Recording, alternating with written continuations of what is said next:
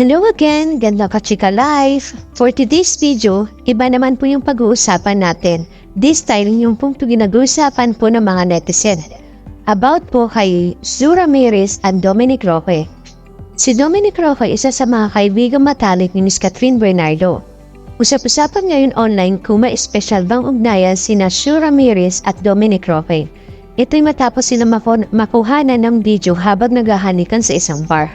Sa video na kuha ng netizen, makikita si Sue na nakasuot na puting dress habang si Dominic naman ay nakasuot ng black t-shirt at cap. Nakaupo sila habang pinapalibutan ng kanilang mga kaibigan nang biglang hawakan ni Sue ang mukha ni Dominic dahilan para sundupan siya ng aktor at tuluyang magdikit ang kanilang mga labi.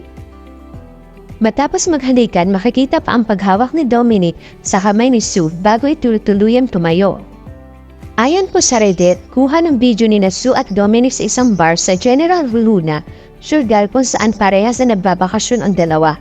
Tila tugma naman ito sa Instagram stories at post ni Sue at ni Dominic. Nitong Huwebes, November 7, 2024, nagpost si Sue sa Instagram ng larawan niya habang siya ay nasa Damaris, Surigao.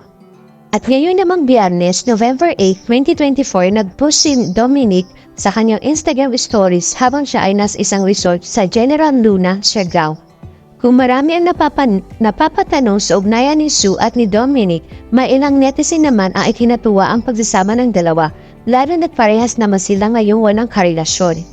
Komento ng isang netizen sa Reddit, "Both are single naman, so go lang. Saad pa ng isa, okay lang naman if nag-getting to know sila. I really like Sue din as a person, like if may nakakavibe ako na artista. Si Sue yun, pretty na may sense of humor and unproblematic. Parang bagay nga sila ni Dom talaga." Saan naman ang isa pa, di ba si Sue yung ka-love triangle ng Katniel sa Pangako Sa'yo? In fairness, hindi siya naling kay Daniel. Wala din silang issue ni Kat, so okay lang ba talaga na if magkatuluyan sila ni Dom? They look like just casually hanging out, but if they don't date talaga, go for it. Mukhang mabuting tao naman silang pareho. And both are single. Dagdag pa ng isang netizen. Si Victoria City, Negros Occidental Mayor Javi Benitez ang huling napabalitang karelasyon ni Sue, bagamat hindi naman tukoy kung sila pa rin hanggang ngayon. Kamakailan lamang ay naintriga ang kanilang relasyon nang mapabalitang nagwakas ang halos 5 taon nilang pag-iibigan. Samantalang si Dominic naman ay kumpirmadong single ngayon matapos niya mahiwalay sa ex-fiance niyang si Bea Alonso. Noong February 11, 2024, nagpost ang dalawa sa social media upang kumpirmahin ang kanilang desisyon tapos tapusin na ang kanilang relasyon. Halos 7 buwan matapos mag-propose si Dominic kay Bea noong July 18, 2023. Sa pamamagitan ng Instagram at Facebook, ibinahagi ni Bea na mutual indecision nila ng Dominic na maghiwalay. Mainang female celebrities na rin ang nauugnay kay Dominic, makaraan niya maging single. Isa na ay issue sa kanya ang malapit niyang kaibigan na si Miss Catherine Bernardo. But, kinumpirma ito ni Mr. Dominic Roque na isang kapatid ang turing niya kay Miss Catherine Bernardo. Idiniin niya to at ikinonfirm na bilang kapatid lamang ang turing niya kay Miss Catherine Bernardo. So wala nang issue, wala na pong haka-haka o dilulo na mga iba.